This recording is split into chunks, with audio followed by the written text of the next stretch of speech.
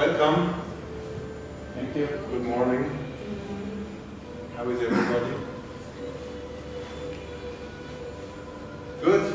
Okay.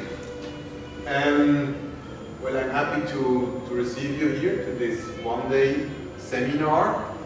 We will talk today about the power of intuition. We will work on on technical meditations to get in touch with intuition, and we will also analyze where intuition is coming from within ourselves to learn how to express it. Who of you has an idea what intuition is? Who wants to share his idea or her idea? It's like to feel your heart. Uh-huh. That's how I live the intuition. When I follow my heart, it's so different. When you follow your heart, okay? Someone else? Like a sixth sense. Like a sixth sense, okay. Something you know without. Instinct? Uh-huh. Deep feeling. Deep feeling, okay, very good, very good. Well, before we start, I want to tell you a little bit about myself, so you know who I am. Well, my name is Martin, as you know. I lived here in Beirut for 2 years, from 2008 and 2009. I'm originally Swiss, but I have been living since '93 in South America. I'm always giving seminars, teaching about the power of intuition, writing books. I also have my books here. If someone's, unfortunately for you, they're all in German, besides one is in English, so I have them there if someone is interested in or can read it or wants to read it. And I'm also doing individual sessions, always helping people. Helping people to get in touch with their inner self, their true power, their spiritual essence. In my opinion, each one of us is here with a special benefit and with a special talent. And if we learn how to integrate this talent in society, we fulfill our life mission. And being successful, in my point of view, is not so much a question only of having a lot of money, but also within this context of having a lot of money, being happy with what you do and feel yourself fulfilled. Because living your true essence is automatically attracting abundance in an emotional way and in a material way, plus in a health way. So my work is always related to intuition. I do a lot of publications in magazines and newspapers also. Maybe some of you have read my yearly forecasts about the Middle East, which are always published in Lecture and Fait Magazin since 2010. You also can find this article on my website. I became, or if you want to say famous, or I had a very good outcome or work done in South America when I found a missing plane through my intuition by first studying the aura of the people in the plane to see if they're still alive or not, and secondly to analyze a map of the country to see psychically, intuitively where this plane can be. It was found in the place I said, and this helped me to call more attention, to help people and to convince people also about the power of intuition. Because for many people, only if they see facts, physical facts, real facts like we call it, or many people call it, people believe. So this kind of results like that for me are very important, because it shows also that people who are a little bit more skeptic than most of you now, or you now, they start to open when they see how it really can be helpful to oneself or to others. We will use today several specific terms related to intuition, related to the human soul. And to start, I want to go a little bit in those, so in the transition of the day, you will know what we talk about. Are most of you familiar with the aura?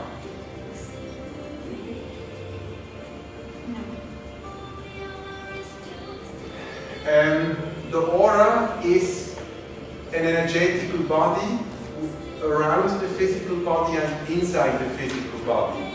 Now what's very interesting is that what you see here are not paintings. It's not Photoshop also, but it's a Kirlian photography. Maybe you heard this topic, this term. Kirlian was a Russian scientist who discovered in the 1930s a camera which can take pictures from the aura.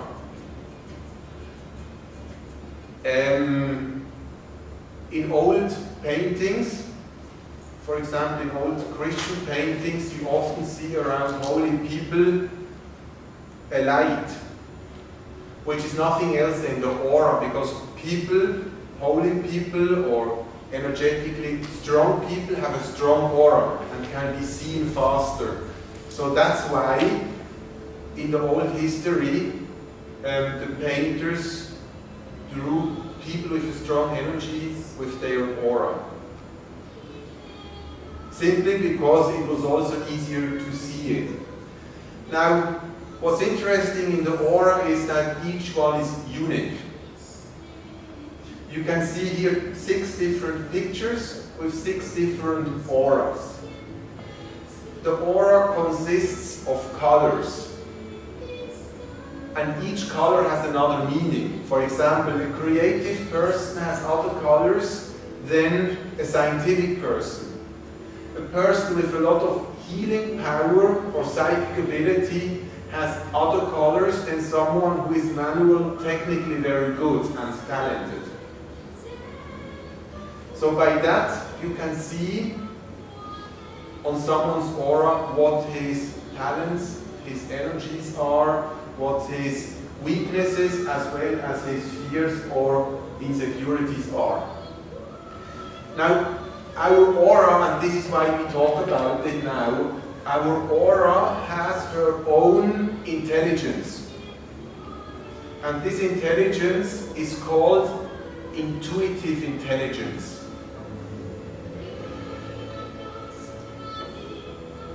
Our aura around our body and inside our body has its own existence and its own evolution.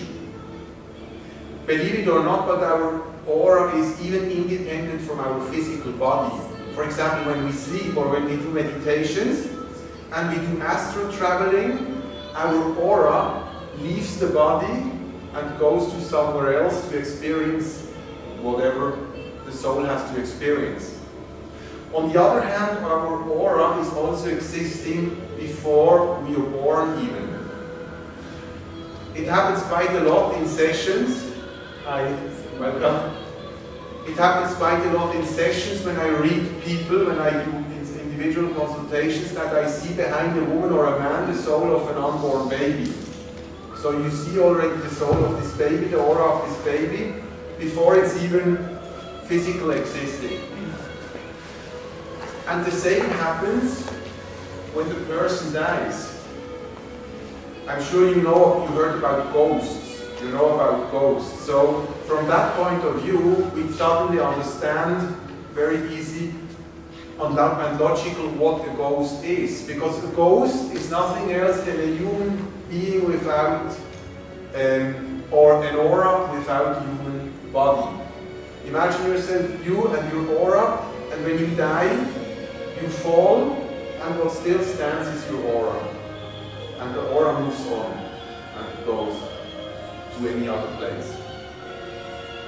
So this aura has her own intelligence. This energy is choosing where to come and sometimes also very consciously where to go. We talk about 2 different intelligence. One is the intellectual, rational intelligence, and the other one the spiritual or intuitive intelligence. And if we work with our intuition, if we start to develop our intuition, we do nothing else than creating again a consciously bridge between our intuitive intelligence and the rational intelligence, the mental intelligence. The only difference between a person using its intuition and the person not using its intuition is that the person using the intuition has this connection, this gap open between both intelligence. Now, when children are born, normally they have this bridge existing. Growing up and being educated, unfortunately, most of us are getting disconnected from our intuitive intelligence, and we forget how to listen our inner voice. Some children, for various reasons, don't disconnect from it or reconnect from it when they're still early, start to develop their talents.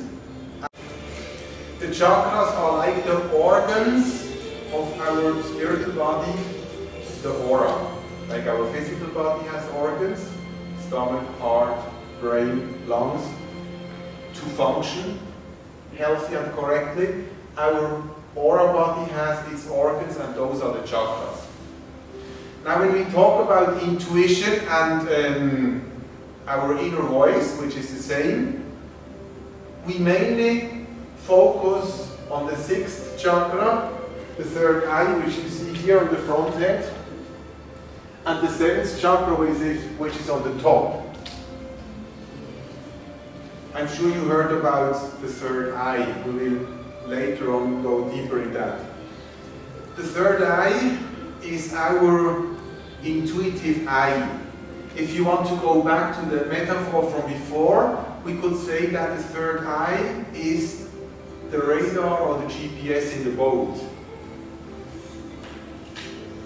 And if you want to use again the same metaphor, the 7th chakra would be the satellite information we receive from outside. Like through the 7th chakra we receive energy from the universe, and through the 3rd eye we see what's beyond physical realities.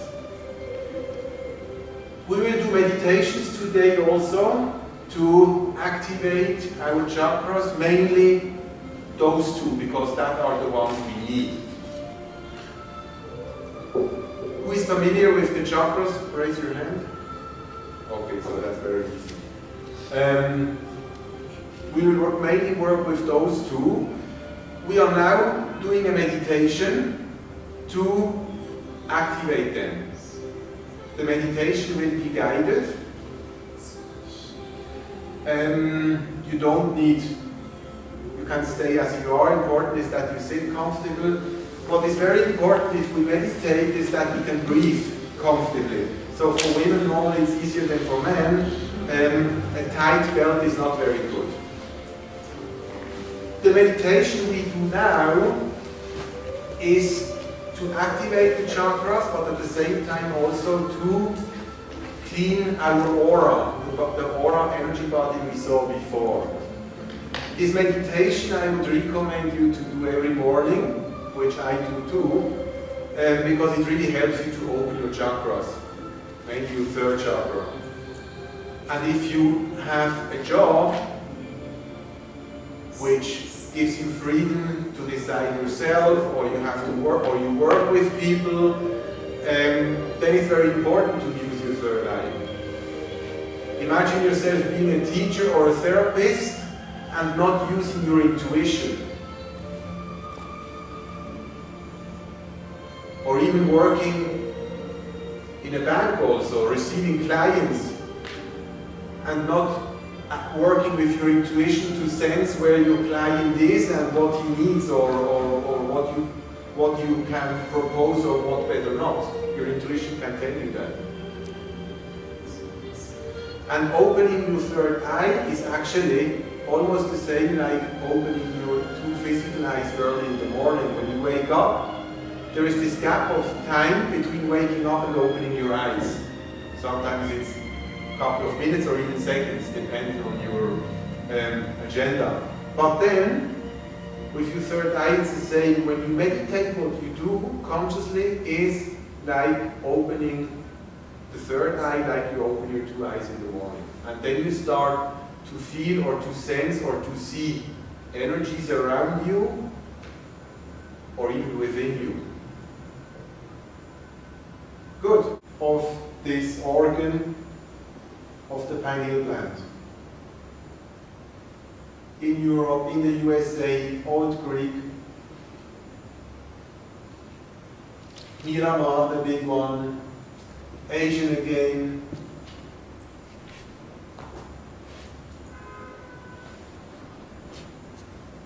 it's interesting, in many cultures you have this. So, this is important to know because this is actually the physical organ responsible for intuitive psychic work, astral traveling, hypnosis. So there is a physical organ related to it, and there is even a physical function happening when we do that.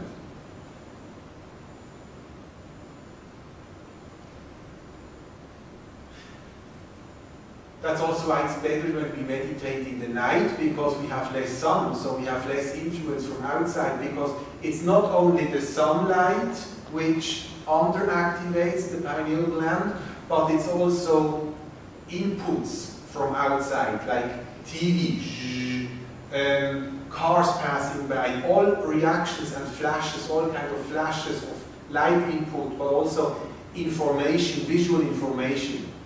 And as less visual information is there, as more activated it gets. Now, there are some people, they say that certain power groups are not interested that we get reconnected to our intuition. So basically they want to keep us dumb, which makes sense, because then you're easy to manipulate. So what are you doing if you want to keep people dumb? Don't educate them on one level, and on that level don't allow them to connect to themselves. So bomb them full with information, give them technology so they have always information on their mobile phones, on their iPads, on their messages they receive, the images from outside, everything so fast.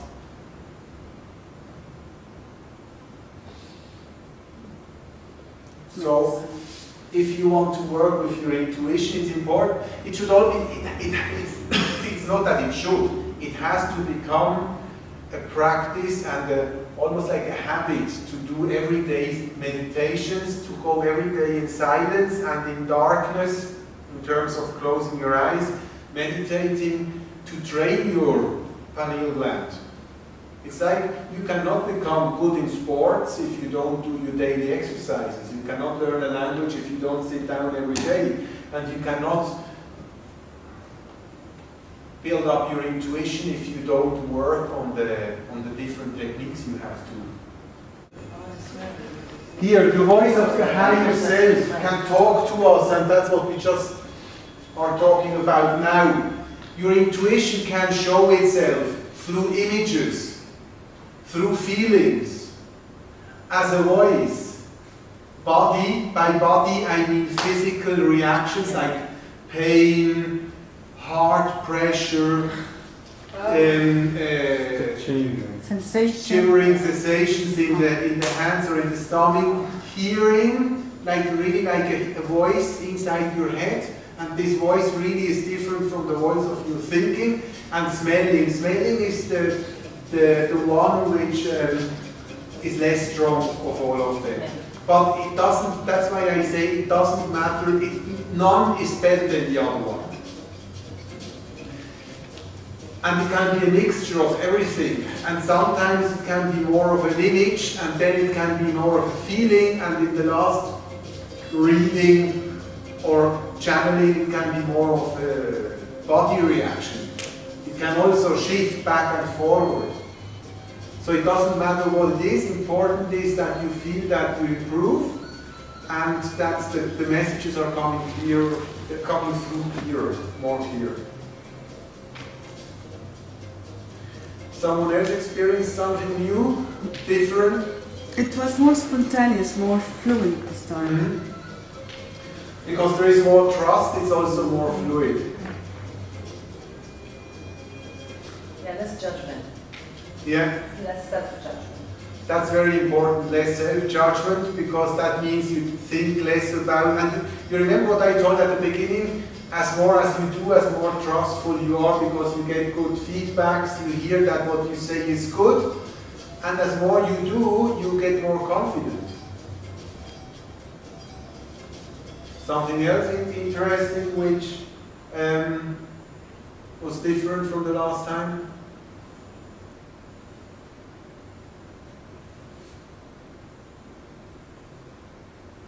Good.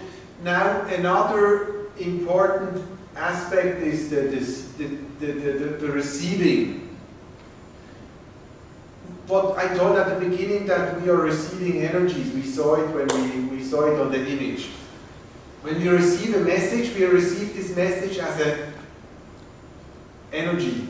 And I told you that your higher spiritual intelligence receives the message, sends it to your brain, and your brain, you have your like little entities up here, they do like work, they sit in their office and they do the translations, like little fairies. Anyway, there is this translation. Now, some of you translate in feelings, others translate in images, the third one translates in body reaction. And even within the seeing are different ways of seeing. For example, you see colors, or you see a symbol, or you see a person, or you see a metaphor. Now, these colors and metaphors are very individually, and in my experience of my seminars, I can say that only about 10% of the interpretation is collective, 10 to 15, and 19 to 85 is individual. For example, if I meditate and I ask God, my God, for an answer, I meditate and suddenly I see this divine light, and I feel this is the energy of God, and I receive a message. Now, a Christian maybe sees the face of Jesus or the Virgin or the cross, and this cross gives him a message. But that doesn't mean that literally the cross is up there and talking down to me. It's my consciousness, my interpretation of the energy translating it. Now, a Muslim or a Jew, again, they use their completely different symbols.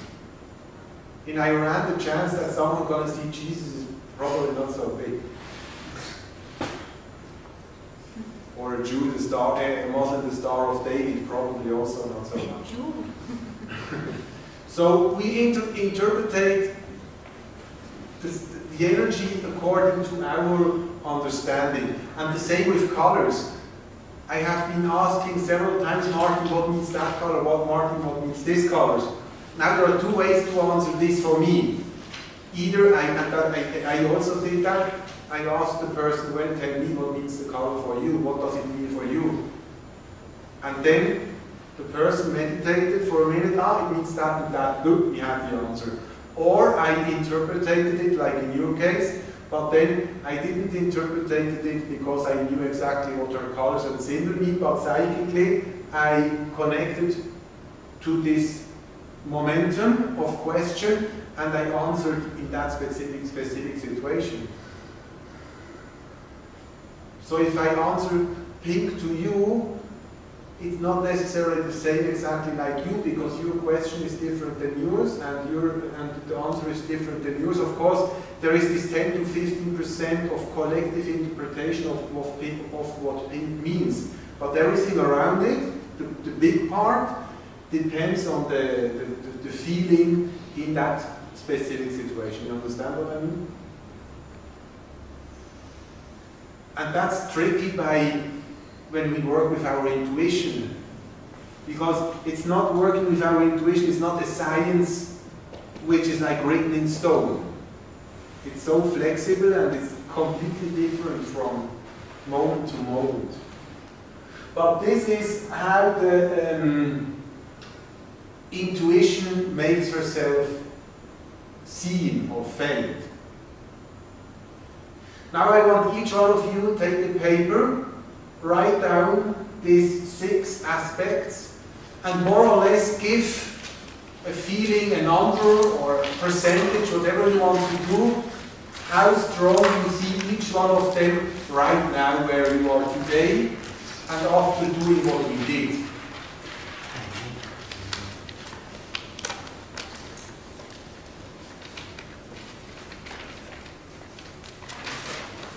And keep this list with you. Put it somewhere special because that's very interesting. Go on practicing and in a couple of months, take out this list, do the same again and see how it changes. And it's amazing because you will realize that the percentage will not be the same. It will change. Suddenly you will have more of this and less of that. And then a half a year later there is a little bit more here, a little bit more here, but much less there.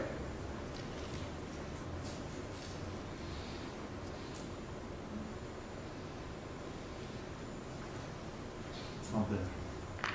It's gone. It's gone. Oh, sorry.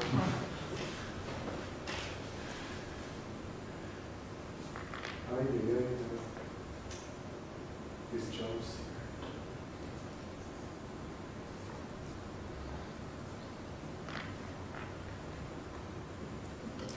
Voice and hearing, it's the same.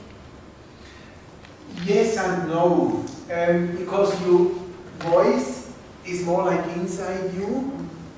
Hearing is of course inside, but actually it can also be that you hear like a hearing from outside. It's like more coming from the ear outside and the voice is more already inside of you.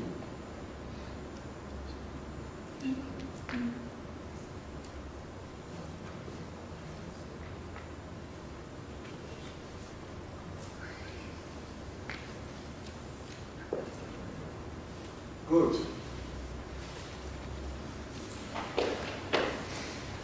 Any question about that or about something else? What popped up in your mind, in your thoughts?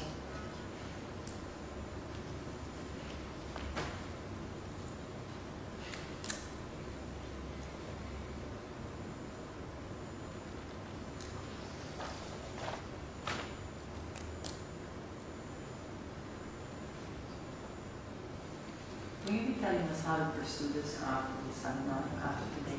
Yeah, I mean the practices we are doing now are very good ways, and one option is like the questions you share each other emails now. That's a way to give feedbacks. And what I also recommend that, for example, you exchange email or phone number with one, and you try to do, or you can do that also with other friends. You can introduce a technique to other friends. Doesn't matter with whom, but once a month or once every 2 weeks, doing readings to each other. And this can even be on distance. That either you meet each other, you do it like now, answering questions to each other, that's one way, or you do it on long distance. And the second, and this is a meditation we do after, there is a very good meditation to visualize and clean your own chakras.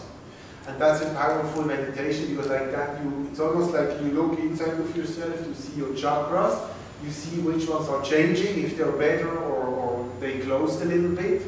By that, A, you empower your third eye because you work with visualizations, and B, you know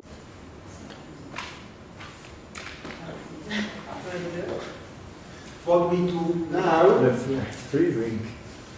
Is, I want to show you, we go through something here. It's someone here of this doctor, Masuru Emoto, Japanese. This is very interesting when we talk about energies and the transmission of energies, because intuition is nothing else than transmission of energies. He's a Japanese scientist who explored how energies, sound and words influence on the molecules of water. For example, he took water, he put this water in glasses, and he wrote on a scotch words like hate, war, aggression, love, sweetness, and he put this, stick this scotch on the glass with the word. Later he froze the water, and with a microscope he analyzed and studied the molecules of the water. And he found out that on this side, for example, you see molecules from positive words and here from negative words. Can you see the difference? Left is all water molecules with negative information, right with positive information. Now you see this human being in the middle.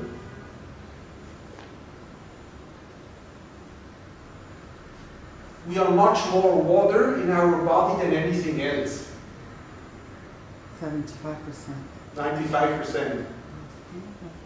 So imagine, in the same way, a glass of water is influenced by the energies around it, or with the water, the energy of a word around it. We get affected, our liquid, our body gets affected by negativity or positivity around us. And there is no physical exchange happening. This is all energetically, this is all spiritual, this is all like intuition works. A little paper is charged with a negative energy, and this paper transmits energy to the water. This water gets, or the molecules get affected and change form. Here the same, they also did it with paintings. You can see the difference. Even taking different animals, the water molecules have different shapes. By the way, this, if someone is interested, you can write down the name, Masaru Emoto. You find a lot of information and also research of his in the internet. There are also many books about him. This is a real technique which is very recognized worldwide. For example, in Switzerland, because of this study, they started in certain farms to put music in the cow, where the cows are. Classical music, positive music, because they realized then that even the milk stays better for more time. So here with animals. Here we have the same, this water molecule to the right was on this painting of the angel. Here, water molecules charged with energy from music.